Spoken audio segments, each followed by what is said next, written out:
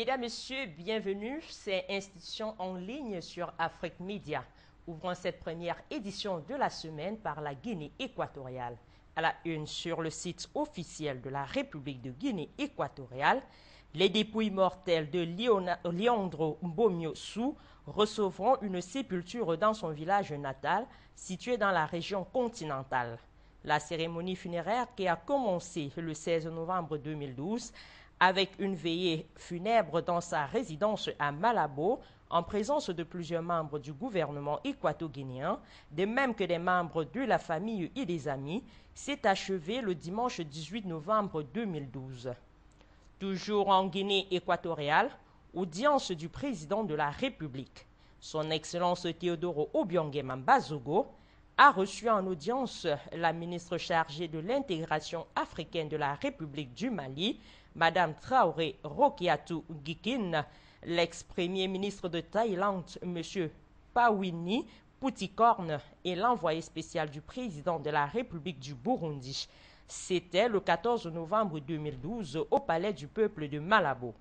Le ministre équato-guinéen des Affaires étrangères, de la coopération chargé de la coordination administrative, M. Agapito Mbamokui, a également été présent lors de ces audiences. Guinée équatoriale enfin, cours sur la santé et sur la beauté pour les femmes.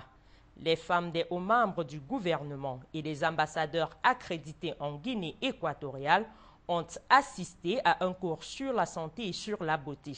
La rencontre a été organisée le 15 novembre 2012 par l'épouse de l'ambassadeur de Chine, Liu Jingfang, et s'est déroulée au siège de l'ambassade en présence de la ministre équato-guinéenne des Affaires sociales et de la promotion de la femme, Madame Maria Léonore Epambirebe.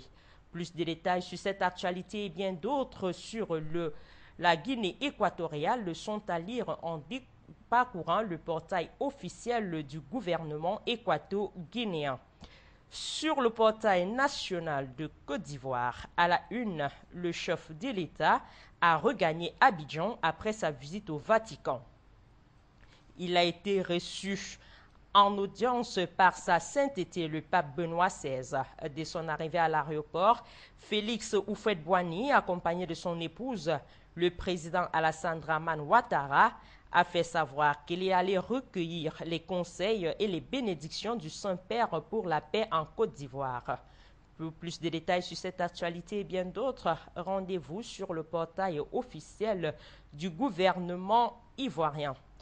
À la une, sur le portail officiel de la République du Bénin, journée d'études sur le développement local en Afrique, Yahi Boni au Saint-Siège, du 18 au 20 novembre 2012. Le chef de l'État, président en exercice de l'Union africaine, son Excellence François Thomas Boni Yahi, y sera pour présider la journée d'études sur le développement local en Afrique. Au cours de sa visite, le président béninois sera reçu en audience solennelle par sa sainteté le pape Benoît XVI. Lire intégralement cette visite du pape Benoît XVI au Saint-Siège en parcourant le site officiel du gouvernement de la République du Bénin. Sur le portail des institutions de la République du Burundi, la convention de Tampere adoptée à 100% par les sénateurs.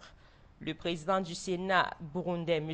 Gabriel Tissé-Zerana, a précisé le 16 novembre 2012 la séance d'adoption du projet de loi portant ratification par la République du Burundi de la Convention de Tampere sur la mise à disposition de ressources de télécommunications pour l'atténuation des effets des catastrophes et les opérations de secours en cas de catastrophe. Pour plus de détails sur cette actualité et bien d'autres sur les actions du gouvernement burundais, rendez-vous sur le site officiel des institutions de la République du Burundi. À la une, sur le site officiel d'information de la République du Togo, le Connecticut va mettre le Togo à l'honneur. Le conseil municipal de la ville de Plainfield, dans le Connecticut, aux États-Unis, qui est jumelé avec Cara, a décidé de faire du 6 juillet 2013 la journée du Togo. Cette ville entend ainsi symboliser l'amitié et la coopération entre les deux municipalités et entre le Togo et l'État du Connecticut. Togo enfin, les femmes s'unissent. 800 femmes ont participé le samedi 17 novembre 2012 à Lomé à la convention Femmes pour unir en Afrique. En présence du chef de l'État togolais, son Excellence Faure Yassibé. Cette soirée avait pour objectif de démontrer que la femme togolaise, issue de toutes les régions du pays, peuvent travailler ensemble pour faire avancer le Togo. Pour plus de détails sur cette soirée et bien plus sur les actions du gouvernement togolais, rendez-vous sur le portail officiel d'information du Togo. Sur le portail national du Congo, à la une, les sociétés SREM et Soneco se lancent dans la recherche de l'or et du manganèse au Congo. 2 conventions sur ces recherches dans les départements du Kouailou, du Niari et de la Lékoumou ont été signées le 16 novembre 2012 à Brazzaville entre le gouvernement congolais et les sociétés minières de recherche et d'exploitation SREM et Soneco SA, société de droit congolais pour la recherche de l'or. Congo enfin, l'ambassadeur de Chine salue l'action des médias congolais. Le diplomate chinois Guang Zhang a organisé une réception le 16 novembre 2012 à Brazzaville, au cours de laquelle il a félicité les médias congolais pour la couverture de l'actualité chinoise et des activités de la coopération sino-congolaise. Plus de détails sur cette actualité et bien d'autres sont disponibles sur le portail officiel d'information de la République congolaise.